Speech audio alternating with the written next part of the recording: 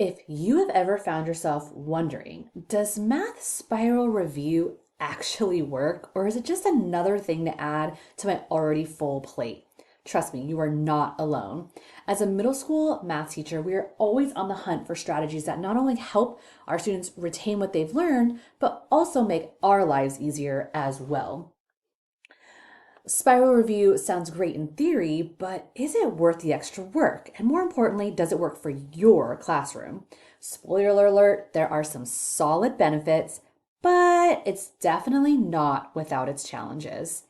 If you are new around here, my name is Kathy Martin and I help 6th, 7th, 8th grade and Algebra 1 math teachers experience more aha math moments with their students, all while saving time and money with their lesson planning and resources.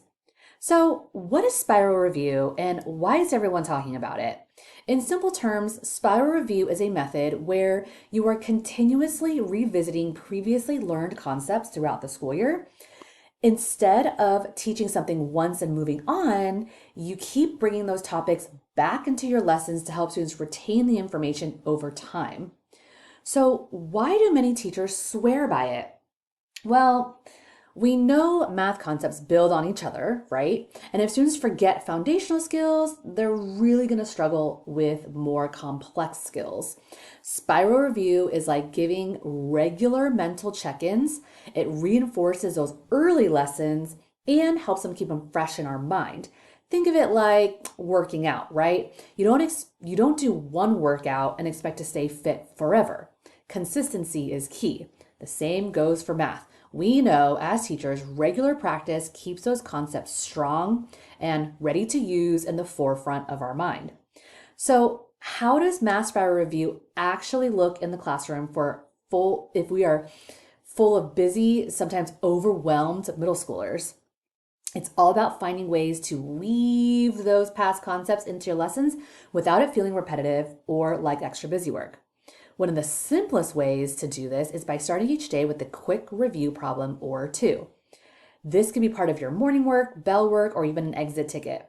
Me personally, I incorporate this in my bell work each day.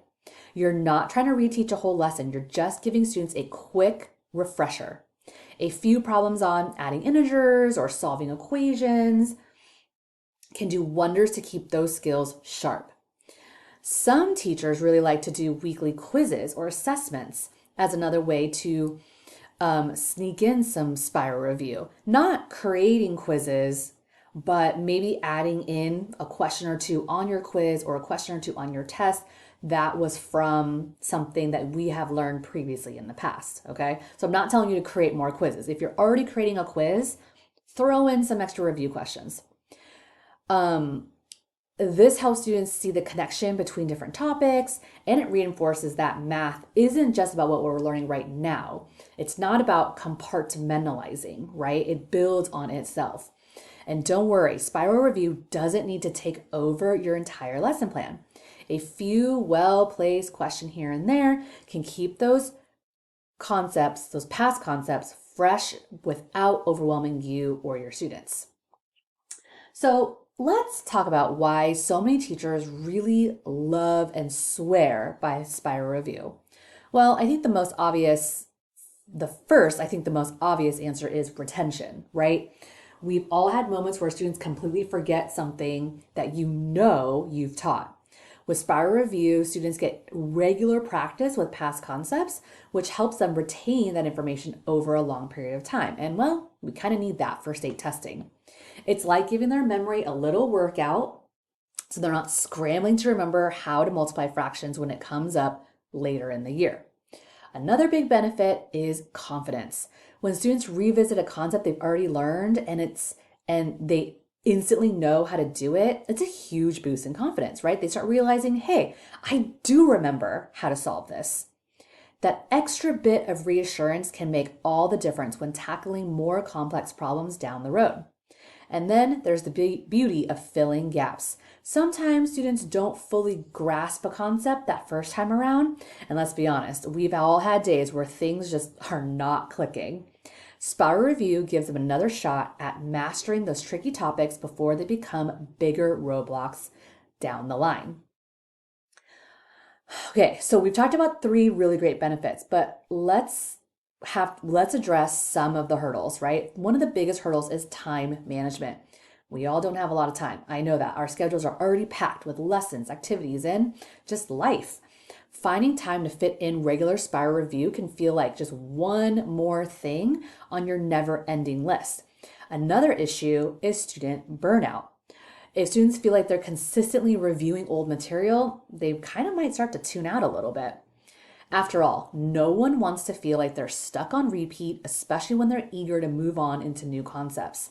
So, how do we overcome these challenges? Well, we gotta mix it up. Just like for us, we don't want to stay in a rut. We also don't want students to feel like, ugh, this again, right? Try using games, collaborative activities, digital tools, tech tools to keep it engaging. Instead of drilling the same old problem, throw in some real world examples. Make it a friendly competition. This keeps spiral review from feeling like a chore and turning into something students can actually look forward to. Really, the key is just balancing, right? Balancing what you are already teaching, like what the current stuff is you're teaching, and what you need to review. It, again, doesn't need to take over the whole lesson planning, and it doesn't need to feel repetitive. We're just throwing in a little creativity so that we don't stay in a rut. Now, does it really work? What does the research say? Does spiral activity really live up to the hype? Well, the short answer is yes, but if it is used effectively. Researchers show that regularly spaced out practice helps students retain information better than cramming or only reviewing right before the test. It's like training for a marathon. You can't expect to succeed by running a ton the night before. You need consistent practice over time. Several studies back this up, showing that students who engage in regular spiral review tend to perform better on assessments and retain math concepts longer. Plus, it's not just about acing the tests. It's about building a deeper understanding of the material, right? So students can apply it to more complex problems later on. But hear me out on this one. Spiral review is not a magic fix. Like any strategy, it works best when we tailor it to your students and what they need, right? What period 1 needs is not going to be the same as period 2, even if it is the same exact class. Like even if you are teaching grade 7 math, they are going to be totally different. Some students might thrive with daily review, while others might do better with a weekly check-in. The key is to find that rhythm of your class. And it's not just the research that's behind spiral review. Teachers who use it regularly often see positive results. Many of us have watched our students gain confidence and improve their math skills over time, just by weaving in a little extra review throughout the year. At the end of the day, it is all about finding what works for you and your students. And for many, spiral review has proven to be an incredible, helpful tool. If you teach 6th, 7th, and or 8th grade math, then I have the perfect resource for you. So much of the pressure that comes along with doing spiral review is figuring out what you're going to do and when. So let me take the thought out for you and show you my favorite activity that is perfect for either test prep and honestly really any time, but it covers every single 6th, 7th, and 8th grade Common Core standard.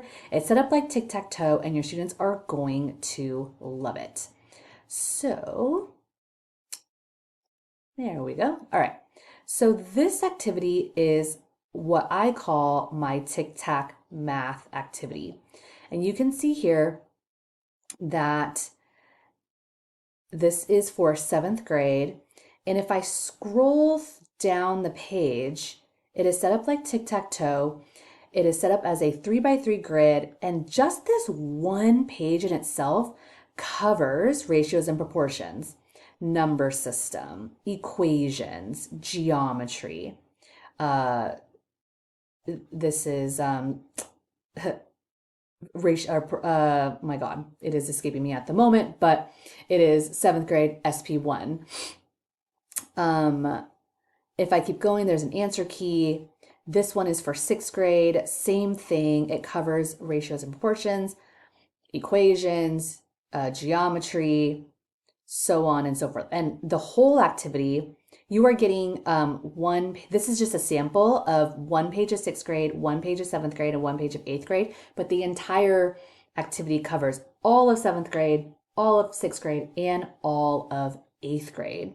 If you would like to grab this resource in its entirety for a super, super, super low price, use the link below in the description box and it will be there for you so that you can grab this for test prep or really just any time of year that you want to spiral all of your concepts into one activity. This can be used again as a partner activity, just like tic-tac-toe. This can be used as a stations activity. This can be used as homework because there's only 9 problems on the page. Ooh, and the other thing I forgot to tell you about this was you can see here all the questions along the perimeter of this page is multiple choice, and this center activity is an open-ended question. And I did that on purpose because I really wanted students to be able to be exposed to both type of problems because that's what they're going to be exposed to on the test.